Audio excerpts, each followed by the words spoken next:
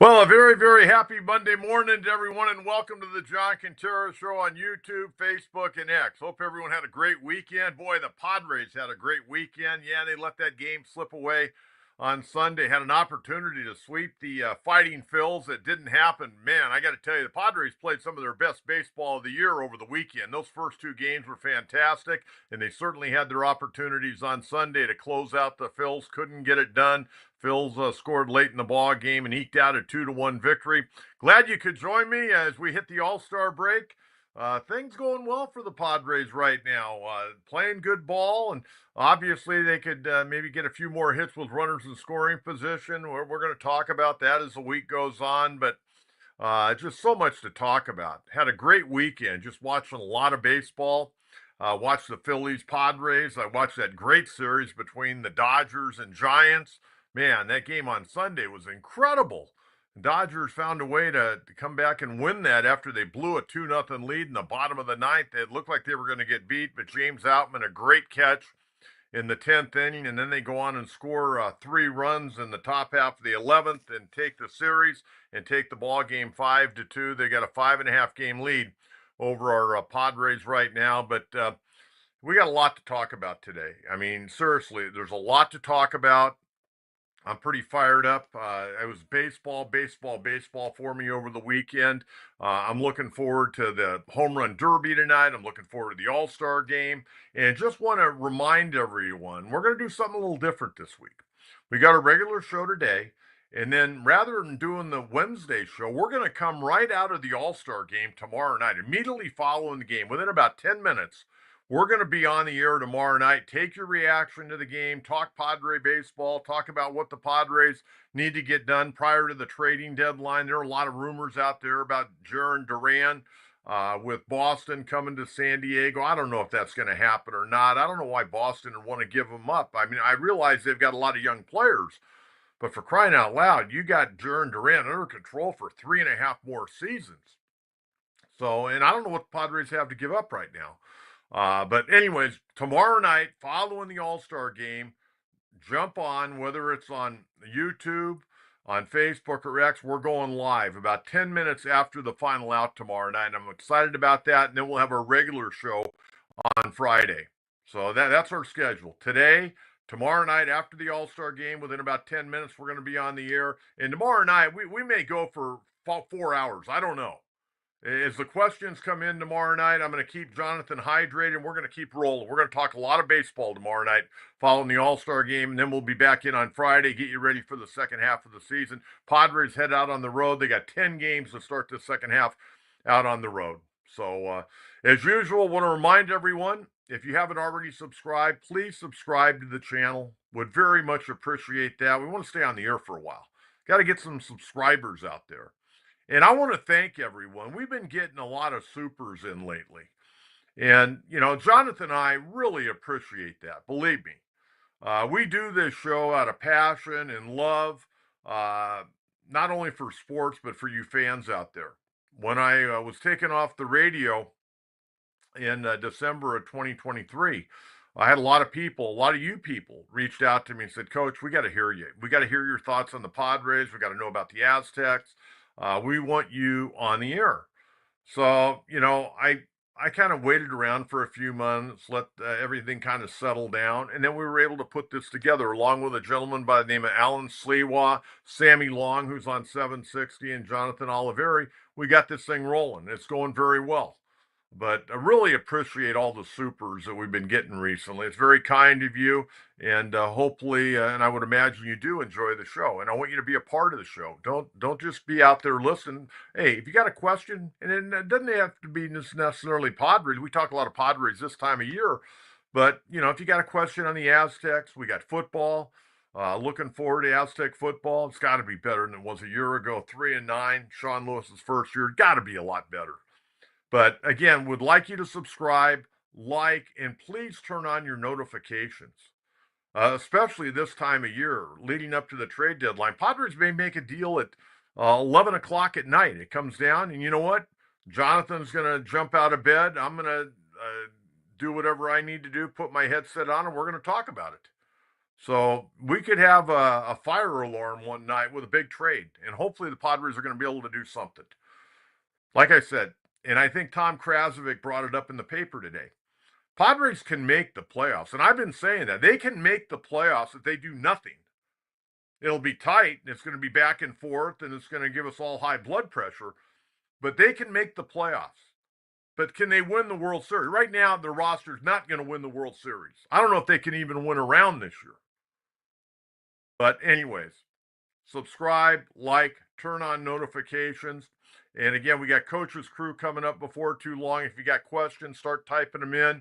We're also going to get to Coach's Mailbag at the end of the program, some of the questions that people have logged in from our last show that we want to get to. Yeah, I want to start off. We're going to talk about the 3-game series between the Phillies and Padres. Friday night, Padres won it 4-2. Fernando, a good ball game, 2 for 3 night, a walk, and RBI, stole his 20th base.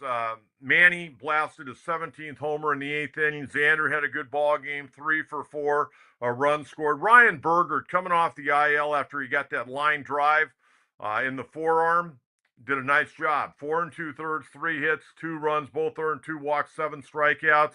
I thought he did a heck of a job going against a really tough line. I think the Phillies right now are as good a team as there is in baseball. And they've got some upgrades they need to make. They need another outfielder.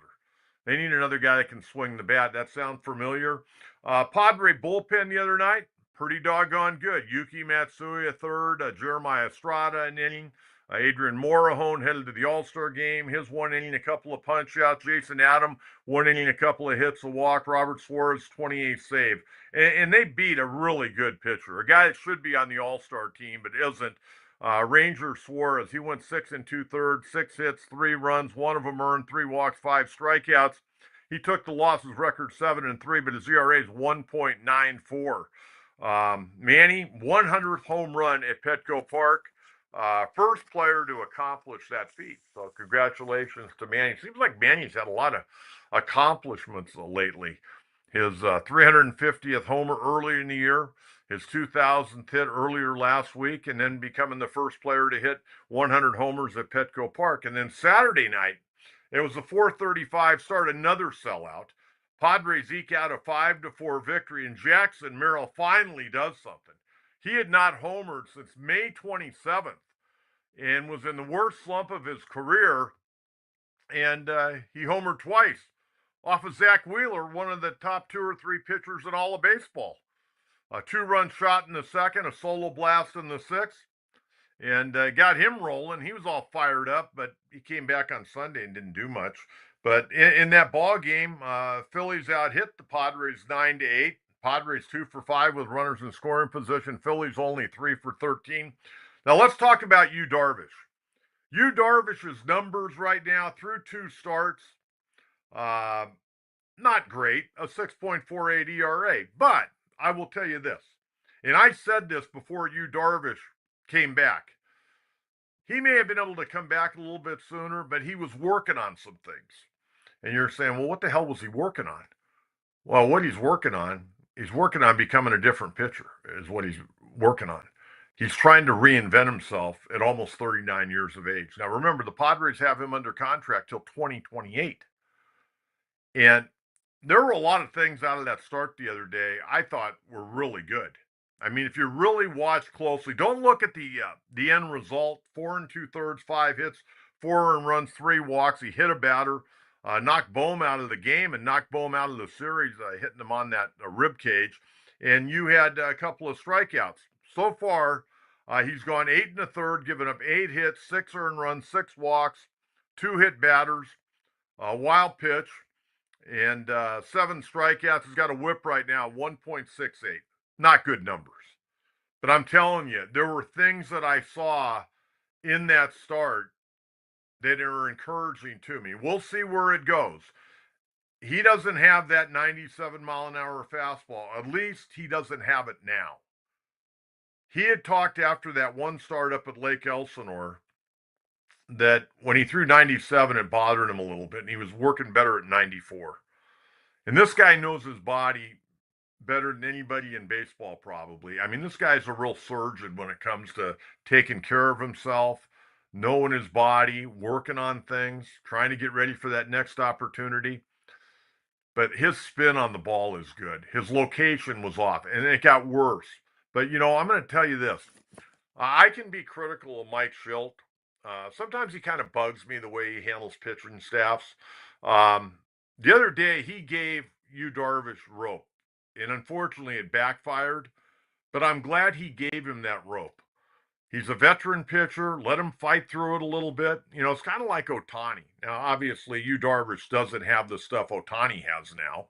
And I don't know if Ohtani will have as good a stuff that Darvish has at 38 that Darvish has right now. But anyways, I think with veteran pitchers, you got to believe in them. And I think it was great that they let him go. Now, it ended up backfiring on him, and they had to get him out of the game before he get through the fifth inning. But I saw some things I liked from you, Darvish. The end result, the numbers weren't great. But, going into the fifth inning, it pitched pretty well. So I'm encouraged. The numbers don't necessarily say, oh, man, he's really tearing it up. Numbers aren't good. But again, he's trying to work through this at the highest level of baseball in the world. So I'm giving him a little bit of grace on this one. But I did, from a pitching standpoint, I saw some things I liked. It just, he got tired and his command kind of went away. And the Padres ended up winning the ball game, though, 5-4. I'll take it. Zach Wheeler didn't figure in the decision. 6 innings, 6 hits, 4 earned runs. Gave up those 2 home runs to Jackson Merrill. It doesn't happen too often, but Padres took the first 2 games. We're looking really, really good. Cronenworth had a double in that game.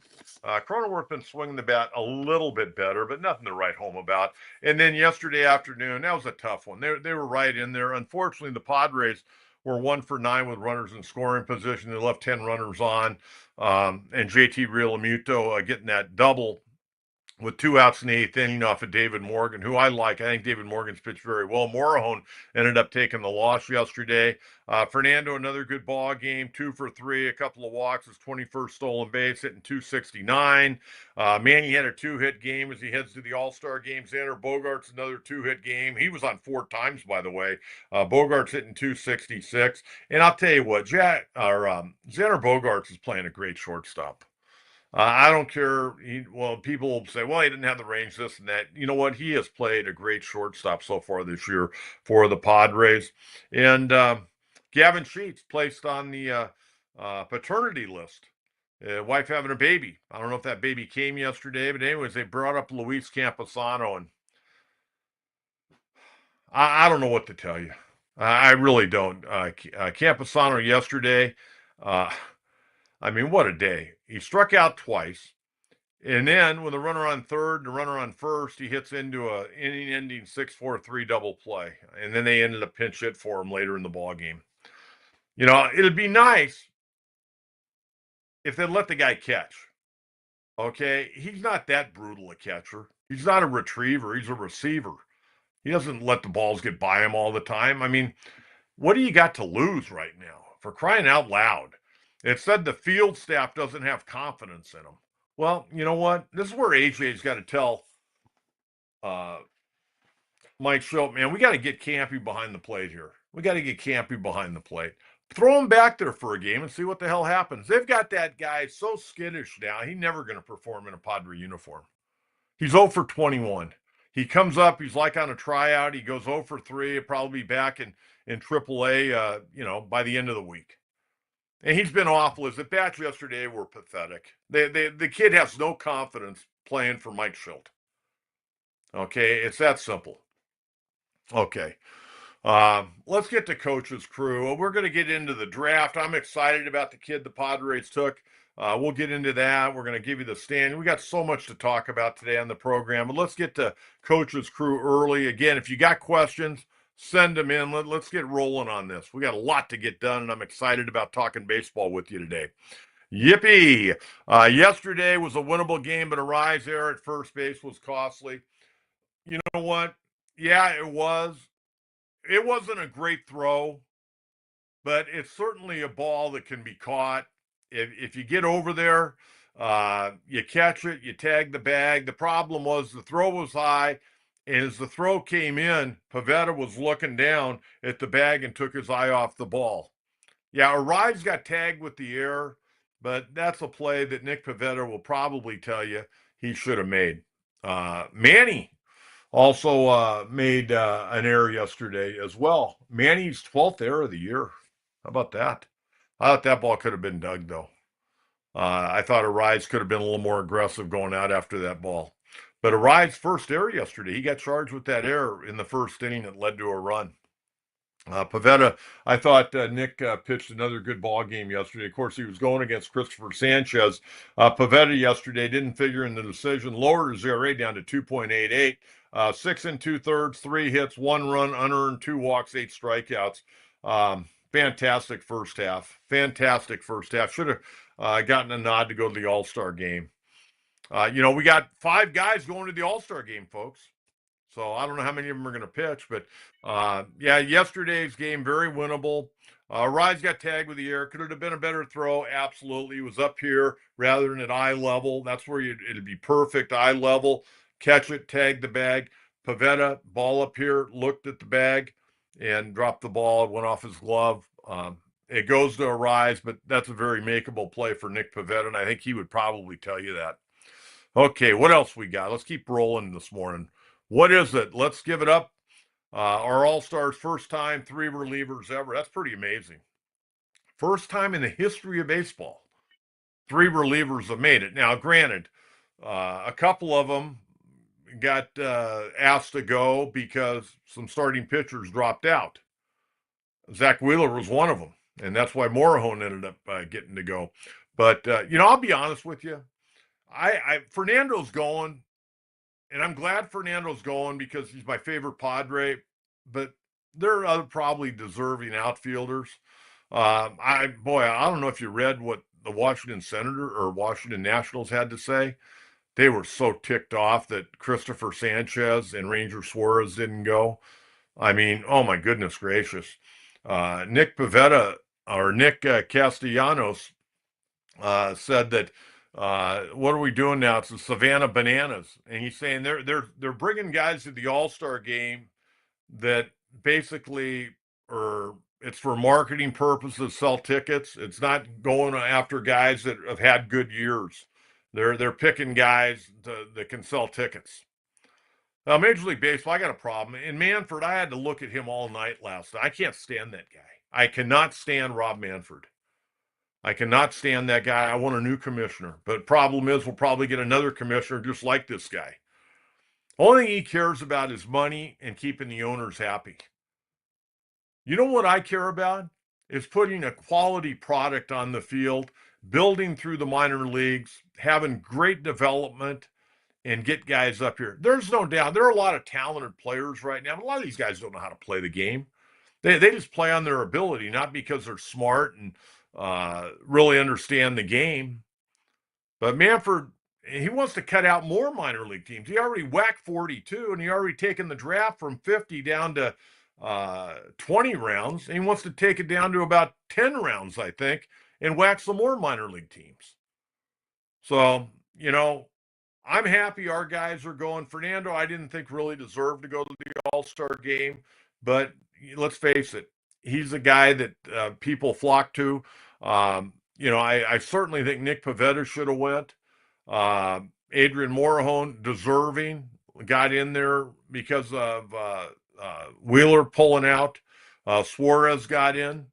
But those 2 guys from Philadelphia certainly are deserving. Christopher Sanchez, who, by the way, the Phillies, I don't know if you saw, Phillies are going to give him a $50,000 bonus because they felt he should have been in the All-Star game. And how cool is that? Your organization gives you $50,000 even though you didn't get selected because they think you got screwed. And then Ranger Suarez should have been there. Guy's got a 1.94 ERA for crying out loud. But anyways, that's my take on that. I'm excited. Our bullpen's unbelievable. Our bullpen's unbelievable. Hopefully they don't get overworked. And, a few other guys. Yuki Matsui's got to have a better second half. ERA over 5 right now. He got to be better. Brian Hoeing will be, I think, a little bit better the more he pitches. He's only pitched the last couple of weeks, so he's kind of getting his feet wet back at the major league level. All right, what else we got here? As you can tell, I'm really excited about today. I'm really fired up. I'm excited about the home run derby tonight. How do you feel about Merrill pulling out of his slump? The 2 homers should help his confidence. Yeah, you would think. And I think he's yesterday, Merrill 0 for 2, a walk. He had a nice sac bunt. I'm glad that he had some success going into the All-Star break and get rejuvenated. This Padre team, I think every team. I watched the Dodgers and Giants. Dodgers, they won 2 out of 3, but prior to winning on Saturday, they'd lost 7 in a row. They still got a 5.5 game lead, for crying out loud, and everybody in LA's crying about this, that, and 38 other things. Dave Roberts was the worst manager in the world for a week.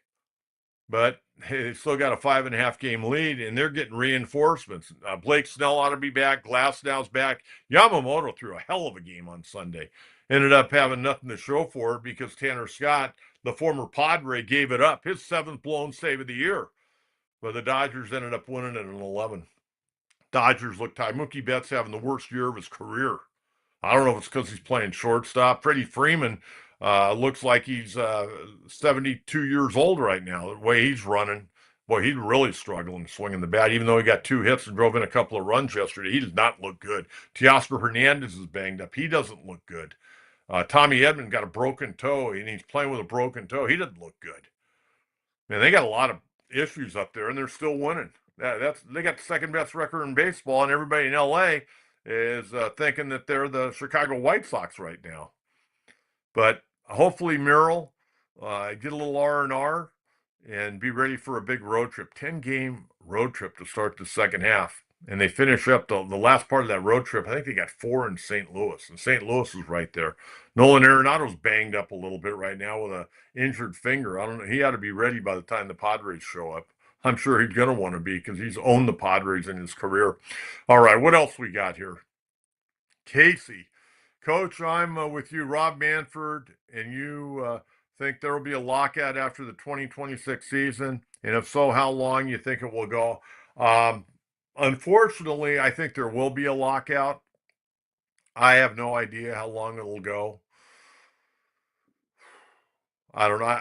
Both sides are dumb if they lock out. Players are making more money than ever.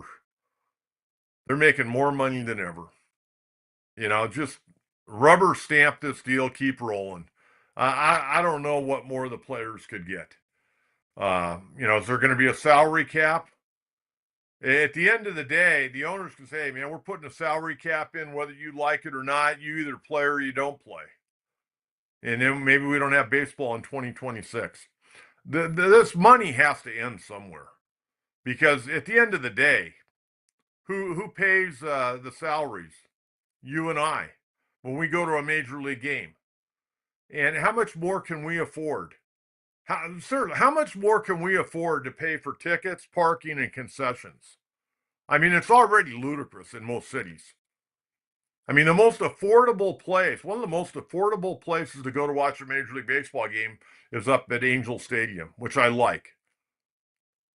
I know it's not the greatest ballpark in the world, but I'm going there to watch a baseball game. I don't need quiche and wine and all that stuff. I'm going to watch baseball. $20 to park at Anaheim Stadium. Last time I went to Petco, I got a deal. It cost me $50, and I got a deal. Go to Anaheim Stadium, man. $20 to park, and man, game over. You're out of there and on the freeway and back to San Diego. I'm going to go to another Angel game this year. I like going up there. It's a lot of fun. Seeing some American League Baseball a little bit. But at the end of the day, I do think there's going to be a lockout because both sides are friggin' greedy. Greedy as hell. If I was the commissioner, we'd probably never play baseball because I'd dig my heels in and I'd say, hey, we got a salary cap. We also have a floor. Teams like Pittsburgh and Colorado, they got to spend some money. Be competitive. Do something dynamic. But I'm also going to find a way to make sure a lot of these contracts are not guaranteed. Maybe you could have 2 guys on your roster that have guaranteed contracts. Everybody else They sign a 3-year deal, 1-year deal, 2-year deal. Okay, and you can still have arbitration. You can still have arbitration. But if a guy's hitting 128 and he's making $28 million a year for 3 years, I'm getting rid of that guy. If he's not producing, you just can't get rid of a guy because he's making a lot of money. You sign him to a deal, but if he's not producing at the end of the year, he's done. Okay? I mean, in football, the one sport they should have guaranteed contracts where guys get the living hell beat out of them, they don't have guaranteed contracts, except maybe the quarterbacks or one of the star players. So I don't know. I think there's going to be a lockout. I don't see how there's not going to be a lockout. And they'll wait till the 11th hour to make a deal or try to make a deal, and it'll go on and on and on. And we're going to have all the reporters out in front of headquarters in New York. Well, Tony Clark said this or Rob Manfred said that. And I like Tony. Tony's a friend of mine. Okay, I remember driving out to Valhalla High School his junior year, played at Christian his senior year. But I drove out in my 1965 Volkswagen back in the late 80s to Valhalla High School to present Tony Clark an award for academic excellence. And it was a program I had at Old 690 academic award. And I drove out there and took a nice picture with Tony. Tony's a great guy. He had a nice 15-year major league career. I'm not really sure how he became the head of the Major League Baseball Players Association, but he is. And Tony wants to do what's right by the players, and I get that, and a lot of pressure on him. But Rob Manfred, if you look, the only thing that he has done that I really think is cool, because a lot of the other things he's done on the field I think stink, but I do like the pitch clock. I hate the Manfred man, I call it the runner at second base and extra. I absolutely hate that. The pitch clock, I think, has worked out really, really well. I don't like where you can only go over to first base twice, and the third time you don't get them, it's a balk. That's BS. Play baseball. The bigger bases, okay. That doesn't really change my lifestyle a whole lot. But I'm just not a Rob Manfred guy. I never will be. I mean, wiping out 42 minor league teams. Not only does that take away from guys like in this draft, they're going to be each team's going to draft 20 guys or maybe 22 or 23 if they have some comp picks. But you've got a lot of guys in the country that are pretty damn good baseball players that will never ever get an opportunity to play any level of professional baseball except maybe independent ball if they can get hooked on. And there's a lot of guys that are playing in the big leagues now that were 15th, 16th, 20th round draft picks that would not hear their name called now. He's expecting colleges to develop major league players. Doesn't work that way. Doesn't work that way. And he screwed up 42 cities that now don't have professional baseball. And he'll say, well, they can play independent ball, they can play semi-pro ball, they can play college summer league ball. It's not the same. It's not the same. And he wants to wipe out the draft even more. We got 20 rounds this year. He wants to take it down to 10. He wants to wipe out a few more minor league teams. Not a Manfred fan. And not a lot of confidence in this guy at all.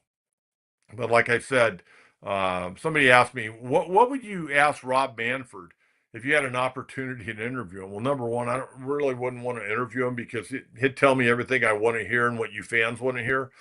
But if I was really completely honest, the first thing I'd want to ask him, I'd go, Mr. Manfred, have you thought at all seriously about retiring prior to 2029?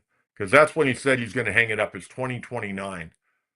Right now, it's 2025. We got to deal with this guy for 4 more years or more. I mean, I think he's a terrible baseball commissioner. Absolutely terrible. I think he needs to be replaced, but the owners love him because he's saving them money. Okay, we got any other questions? Any other questions on Coach's crew right now?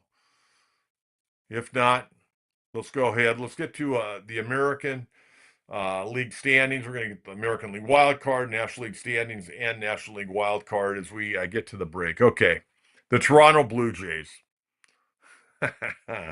They're 2 games up on the New York Yankees. I don't know if Toronto can hang on, but you know what? Vladimir Guerrero Jr., Bo Bichette, they got a nice ball club up there. They've been kind of on the cusp of doing this the last few years, but never were able to punch through. And I don't know if they're going to be able to hang on, but they're playing pretty good baseball right now. As you see, they've won 7 of their last 10. Yankees just kind of frittering along right now. They got beat yesterday by the Cubbies.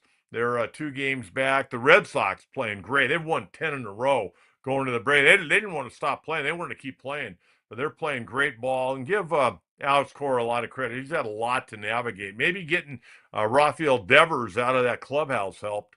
Boy, he's not hitting the ball at all. He smoked one yesterday, but Outman made a great play in the 10th inning, or the Giants would have won that ball game. Boston 3 games back. Tampa Bay, don't rule them out. They're 5.5 back. And then you got maybe the most disappointing team in baseball this year, the Baltimore Orioles. Detroit Tigers, they've got that thing wrapped up, 11.5 game lead over Minnesota. Kansas City 12 back. Guardians 12 back. They've had a disappointing year. And the White Sox, Will Venable, in his maiden voyage as a major league manager, 32-65. Houston, I think they're going to win the AL West. I don't see Seattle with the big dumper, Cal Raleigh. I don't see them being able to make up the 5 games against the Astros. Rangers probably in the wild card hunt, 8.5 back right now. Boats are just trying to get to 500. Every time they get to 500, they go backwards by a couple of games and then have to work their way back. They're going to be looking for more pitching, I think, they're in Texas. Angels hanging in there, doing the best they can. Angels have actually played some pretty exciting baseball this year at 47-49, and then Marcotte and the Athletics at 41-57. Let's take a look at the American League wild card. We don't normally get this deep into the American League on the program because most of the fans are Padre fans or National League fans. But let's take a look at the wild card. Right now, you've got the Yankees, 2 games up, number 1. Boston right there, game back. And then you got Seattle hanging in there. And I'm telling you, Tampa Bay, a 1.5 back. Boats was 3.5 back, and the Angels are 4 games back. How about Minnesota, 47-49? Byron Buxton. You see what he did the other day?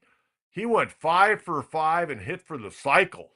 I mean, he's a great player. He's got Hall of Fame talent. The problem is he's had a hard time keeping himself on the field over the years.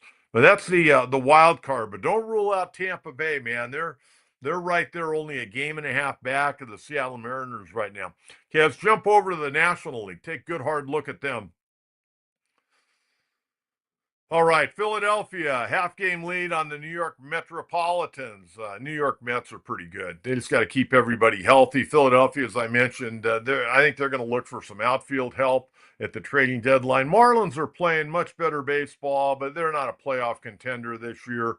7.5 back in the wild card right now. Atlanta, you got to wonder if this is going to be Brian Sitker's last year managing the Braves. Washington Nationals, they're just a mess right now. They've dropped 8 of their last 10, 38-58, and man, just really scuffling. Cubbies, as well as the Cubs have played the first half, they've only got a 1-game lead over Milwaukee. And I don't know how many of you have watched Milwaukee play. They got a damn good team, and they got an unbelievable bullpen. I watched a game last week where Mizorowski, that young rookie, I think I said his name right, going to the All-Star game that everybody's upset about. This guy was throwing 100 miles an hour, and then they brought guys in from the bullpen that were throwing 98. And it's first time ever that every pitch in a ball game, I think, by a staff was at 98 or higher in the history of baseball or in the StatCast era. But Milwaukee's got some dudes in that bullpen, and I got to give Pat Murphy a lot of credit. He wasn't a very good manager when he took over for Buddy Black. He was kind of a clown.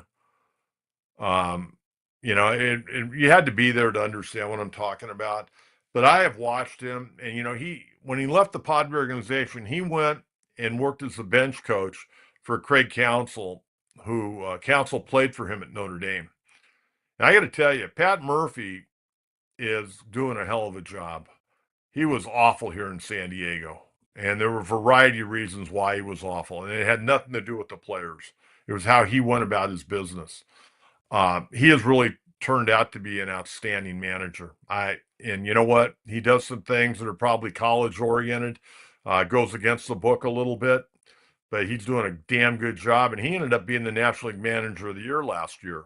And I was very impressed with watching him so far this year, how he's handled his ball club. But they're only a game back. Cardinals, don't rule them out. 6.5 back, but they're definitely in the wild card hunt. You got the Reds at 50 and 47, and then you got the Pirates at 39 and 58. The West, I don't know if either the Padres or Giants can jump up there and really get close to the Dodgers. Dodgers, they've had all kinds of injuries, and they still won 58 games the first half. Padres 5.5 back, Giants 6 back, Arizona trying to get back to the 500 mark. 11 games back, and then the Rockies at 22 and 74. Let's take a look at the National League wild card because that's kind of where we're at right now with the Padres. Milwaukee leading the wild card, 4-game lead. Mets right there. Padres a half-game lead over the Giants and the Cardinals, a game and a half back. Reds 2.5 back. Diamondbacks 5.5 back. I really think it's going to be a 3-team race. It's going to be between the Padres, Giants, and Cardinals for that third spot. That's the way I've got it. I don't know how you see it, but that's kind of where I'm at. I just don't think Arizona, unless they get really hot, I just don't see them being able to make up those games. You got to get to 500 before you can really talk about being a playoff contender.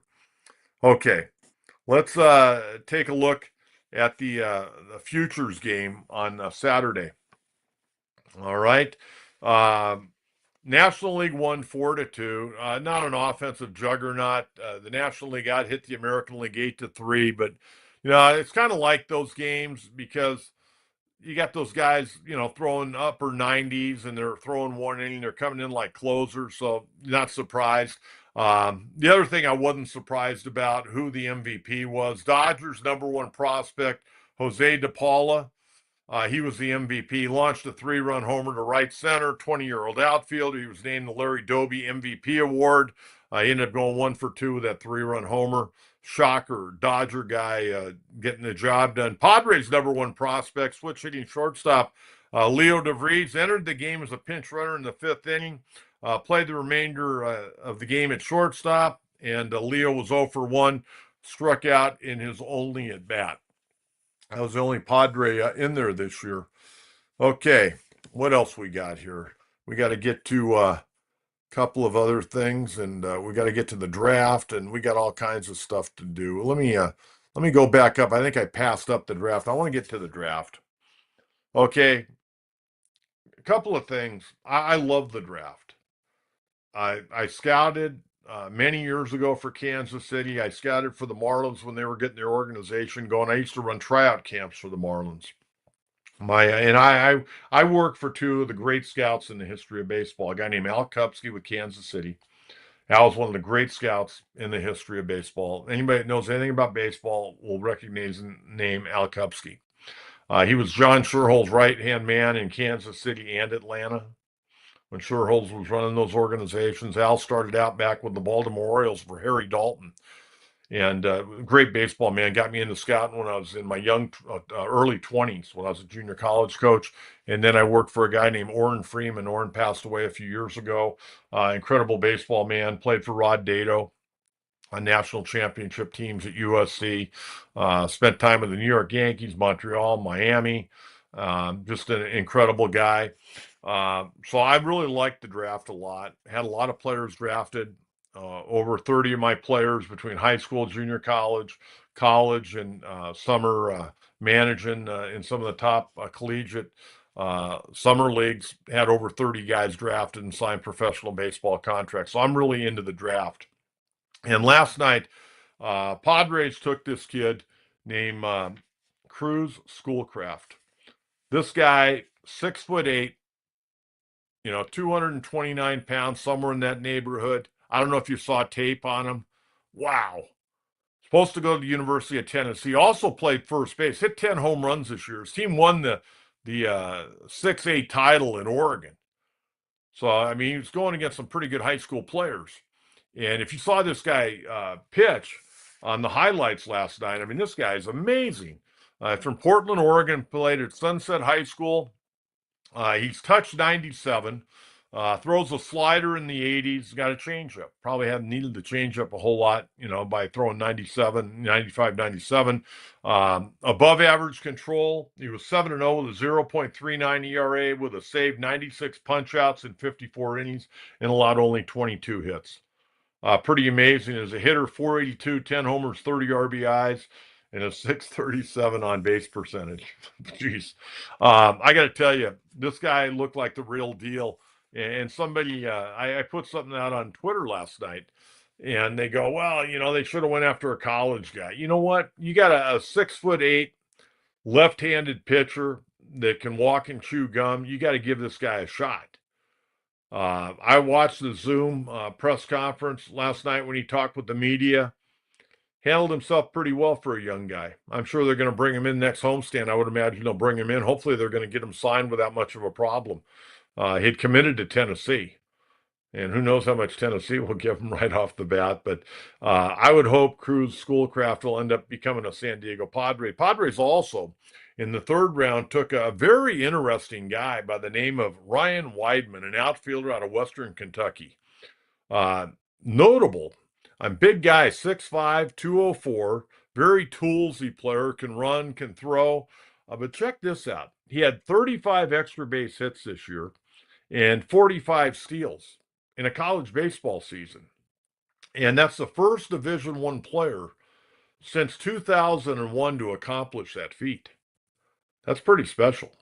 And then they took a pitcher this morning as the draft gets rolling. It'll conclude today with rounds 4 through 20. In the fourth round, they took right-handed pitcher Michael Salina out of St. Bonaventure, 6'1", 215, average fastball. Is clocked at 95 miles an hour. He's touched 98. Got a slider in the 80s and has a changeup that he hasn't used a whole lot. So we'll talk more about that tomorrow on our night show. Again, we're going to be on tomorrow night immediately following the All-Star game, and then we'll have a regular show on Friday at 9 a.m.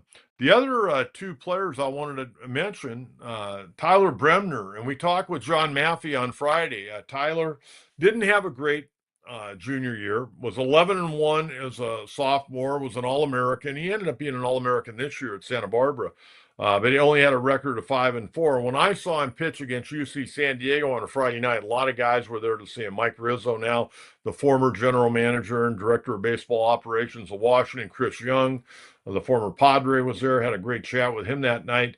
And Bremner didn't have a good night. He went 4 innings, struck out 8, walked 4, didn't have great command.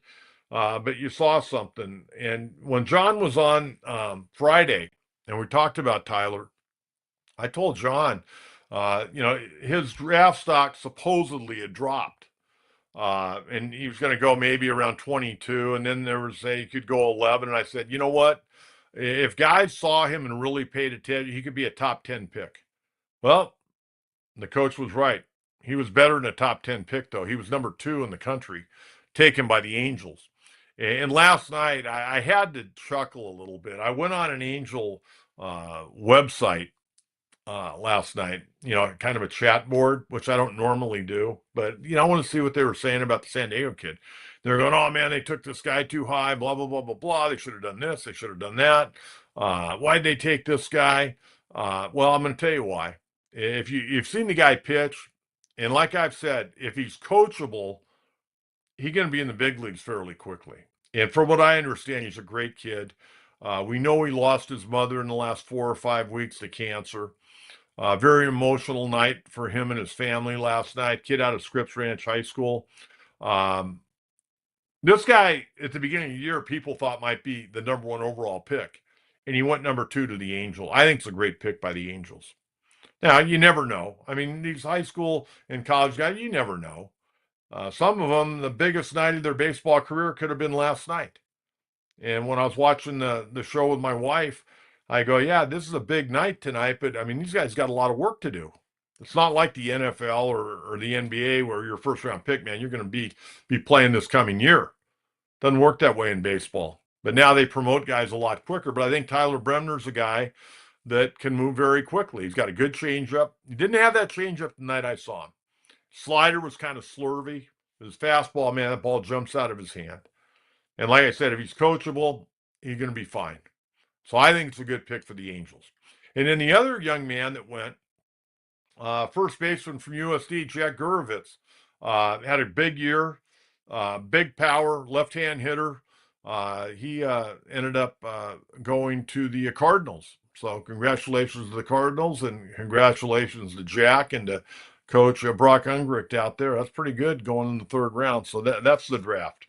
Okay, what else we got to get to today? Here we got all kinds of stuff. I worked all weekend. I was so fired up about all this. Okay, tonight, the home run derby. And a few years back, I could have taken the home run derby and with a grain of salt. It was just too long, too boring, and they've tightened it up. They got a clock now. It's working a little bit better. 5 o'clock tonight. I guess it's on ESPN. I didn't even look. I guess it's on ESPN. Maybe Chris Berman will be going back, something like that tonight. Here are the participants. Again, 5 o'clock. And my wife goes, "You love the home run derby." I go, "Well, I like the home run derby. I don't love it. But what I do love is all the baseball talk. I mean, I can't get enough of baseball talk. And this week, even though there are not a lot of games, love the baseball talk. And then you start talking about trades and all that good stuff. Okay, tonight, former Padre farmhand James Wood from Washington will be a participant. O'Neill Cruz of Pittsburgh. Cal Raleigh of Seattle. And mind you this, no catcher or switch hitter has ever won the home run derby. And I don't think he's going to win it tonight either. I'll tell you my pick. There's some good guys in this. Matt Olson from Atlanta replaces a fellow teammate, Ronald Acuna Jr. Acuna going to play in the All-Star game, but he's dealt with all kinds of injuries and just came back a few weeks ago and really putting up big numbers for a bad Atlanta team. But he's going to play in the game, but he opted out of the home run derby. So Matt Olson's going to play. Jazz Chisholm Jr. of the New York Yankees, Junior Caminero from Tampa Bay. Brent Rooker, another former Padre, played about 2 games with the Padres from the A's, and Byron Buxton from Minnesota. Hopefully he doesn't hurt an oblique. This guy's fragile, man, very fragile. Boy, I'll tell you what, I was thinking about who could win this. I'll tell you who I'm going to go with. And I wanted to go with O'Neill Cruz or James Wood. I'm going to go with Matt Olson.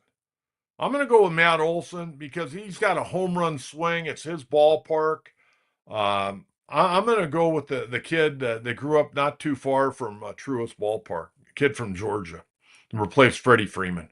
So I'm going to go with Matt Olson. We'll see. I think Olson, because he's a veteran, will pace himself. Where I think guys like O'Neill Cruz and especially O'Neill Cruz, I think he's going to try to hit the ball 9 miles and wear himself out. James Wood, another guy, could win it, but I'm going to go with the veteran Matt Olson tonight. And then, of course, tomorrow night, Truist Park, we got the 95th playing in the MLB All-Star Game, and what a matchup on the mound. Now, I would be more excited if these guys were each going 3 innings, but they're going to go 1 inning and doff their cap to the crowd. Tarek Skubal, the left-hander, won the Cy Young a year ago. 10-3 with a 2.23 ERA, 121 innings pitched, has 153 punch-outs and a whip of 0.83. And Paul Skeens, who started last year, starting again this year, 4-8 with the Buccos, 2.01, 131 innings pitched.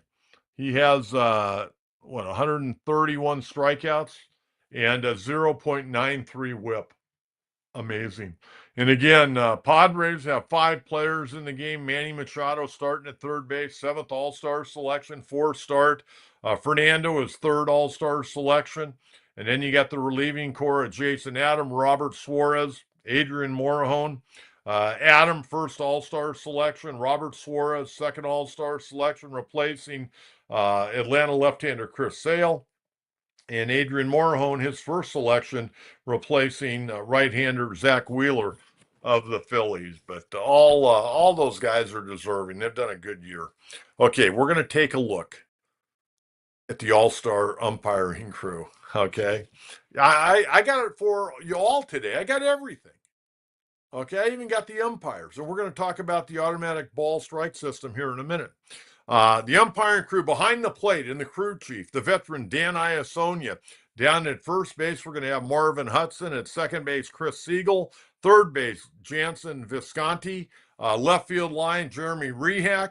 Right field line, Eric Backus. And I even got the replay official for you. How about that? Replay official at the operations center will be Tony Randazzo. And now, let's get to the automatic ball strike system that'll be used during the All-Star game. Now, this is the same one that we saw during spring training. And, I'll open this up again for Coach's Crew. If you got an opinion on this, go ahead and type it in and we'll give you an opinion. My take on this is I thought it worked really, really well. Both ball clubs will have 2 challenges. And it can only come from the pitcher, catcher, or hitter. Managers, coaches, they have nothing to do with it. Shortstop, they can't tap their helmet or their cap. Okay, it worked really well, and then they put it up on the screen, and everybody either boos or yay or whatever. But they're going to use it tomorrow night. Now, I like this better than the ball strike system on every pitch.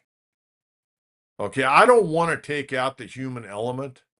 But if you want to do this and try, they started it out several years ago in the Atlantic League, and it's worked its way up. It's been a AAA now, and I've talked to players in the Atlantic League when it started. I've talked to AAA players, and it was kind of interesting. In the Atlantic League when it started, and you'll see, and we'll go through each one of these. They told me that the low strike was a problem when they started in the Atlantic League. And then a few years ago, they were starting in AAA, and they told me the high strike was a problem. Okay, so let's take a look. Again, this is going to be tomorrow night. Automatic ball strike system will be used in the All-Star game, currently being used, as I mentioned, in AAA. Each team, 2 challenges. If challenge 1, you keep it. So if you got a catcher, I'll be honest with you. If I'm on defense, I want my catcher call. I don't want pitchers, because pitchers, they see it from a different vision. Okay, the catcher knows if it's a strike or not. So I'm going, if I'm managing, I want my catcher calling this. I don't want my pitchers involved. And then as a hitter, you got to make a call. You got to tap your helmet. And the umpire, then they put it on the board, and it'll show whether or not it's a ball or a strike. Only pitcher, catcher, batter are allowed to challenge call. You know what? Let's give it a try tomorrow night. I thought it worked pretty doggone well in spring training. But the thing that I thought that a lot of fans may have not thought, I think it showed the umpires are pretty damn good, is what I thought. So we'll see about that. But that's what I got for you. I think it'll be pretty good. I think it'll be pretty good. Okay, we have any more questions on Coach's Crew? Any more Coach's Crew questions? Okay, let's get to Coach's mailbag. See what we got in the mailbag today. Rolling through the show, man. There's no show around that gives you as much information as the John Kentera show. Disappointed in the lack of moves. Hope it's not the new Seidlers not wanting to spend. You know what? I got to tell you something. I texted AJ Preller last night and to congratulate him on that draft pick. I thought it was a hell of a draft pick. I'm excited about this kid. Of course, I've had an affinity for left-handed pitching since my coaching day. Love good left-handers. I guess who doesn't? But I was fortunate. I had some really good dudes. I said, and I wanted to say, I said, AJ, congratulations on #1 pick. Very excited about that. Hope all's well. And I wanted to say it, but I sent the tweet. I wanted to say, hopefully ownership is going to give you the ability to go out there and do something, because I don't know if he's got the ability to do anything right now. Only time's going to tell on this, because I know they want to stay under the salary threshold so they don't have to pay a penalty, and I certainly understand that. But they've got to gauge this ball club where they're at. And like I said, I've been saying they can make the playoffs. There's no doubt in my mind they can hang on even with this roster. But that's going to get you a wild card T-shirt and a little excitement down in the gas lamp for a few days. This team, what they got now, they cannot win the World Series. And I hate to break that to you on a Monday morning. I hate to break that to you, but they can't win the World Series with this ball club. They get to the playoff, maybe win a round, but they're not going to get to the World Series. And they're certainly, if they did, they're not going to win it. But I don't think they can get to the NLCS this year. I really don't with this ball club. There's some damn good clubs out there. I mean, that Cub team is friggin' good. Dodgers are going to get healthy. I don't know if the Giants are going to make it or not. I mean, Giants may be on the outside looking in. Padres may beat them out. Who knows? Maybe the Cardinals are going to make a big move. I don't know. There's talk they may trade Arenado or Sonny Gray or Helsley, their closer.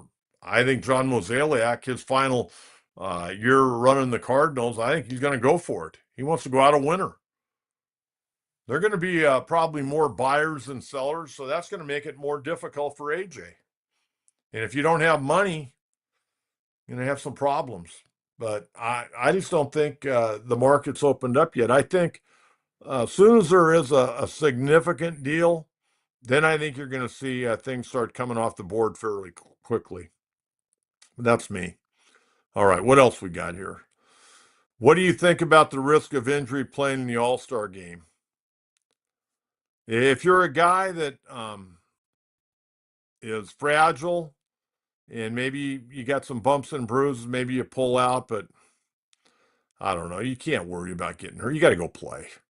I mean, if you got the opportunity to play in an All-Star game, no, you have to take it. Now, if you're a 10-year veteran and been to 6 All-Star games, maybe you bow out. But man, I don't know. I had too much respect for the game and too much respect for the fans. But if you're worried about getting hurt all the time, then you're not going to play at 100%. You know, as far as passion, everybody's banged up this time of year. But I don't know. I'm all about guys like Manny that post every day, man. Manny Machado wants to be in that lineup every day, come rain or shine. He wants to be in the lineup. So I'm not going to worry about that. That's the breaks of the game. That's part of the game. But this game really should be for the fans. Even though I'd like to see the best players that have earned it, not popularity contest. I remember when this game actually meant something. Doesn't mean much now. This game now is even worse than a spring training game. It really is, because you just got guys going out there and swinging the bat and going to sit down, and there's no. I mean, they're just going out there doing what they need to do. But you see more intensity in a spring training game than you get in this All-Star game now. That's why they had to make it there for a few years. The players were so soft. They had to make it whoever wins the game, giving them an incentive. Whoever wins the game, their league gets a home field advantage for the World Series. I mean, when you talk about a tremendous indictment on players, that tells you how they looked at the All-Star game. But you know what? I'm still looking forward to it tomorrow night. Okay, what else we got here? Oh, that's it. I guess that's it. Okay, now remember, tomorrow night, immediately following the game, about 10 minutes. Give me 10 minutes to get all my notes together, and we're going to come on the air, and we'll break it down. We're going to talk more about the Padres tomorrow night, and I'll try to do a little digging between now and tomorrow regarding, maybe who they're looking to go after. But again, special post-game All-Star show tomorrow night, immediately following the game, and then we'll have our regular show on Wednesday. So I hope everyone enjoyed the program. Hopefully I gave you enough information today. And we'll see what tomorrow brings. So enjoy Home Run Derby tonight. Enjoy the All-Star game. And Jonathan Oliveri and myself will rejoin you tomorrow night, 10 minutes after the final out at Truist Park. Until then, Coach John Kentera, have a great day. And thanks for tuning into the John Kentera Show on YouTube, Facebook, and X. Make sure to subscribe. Talk to you tomorrow night. Bye-bye.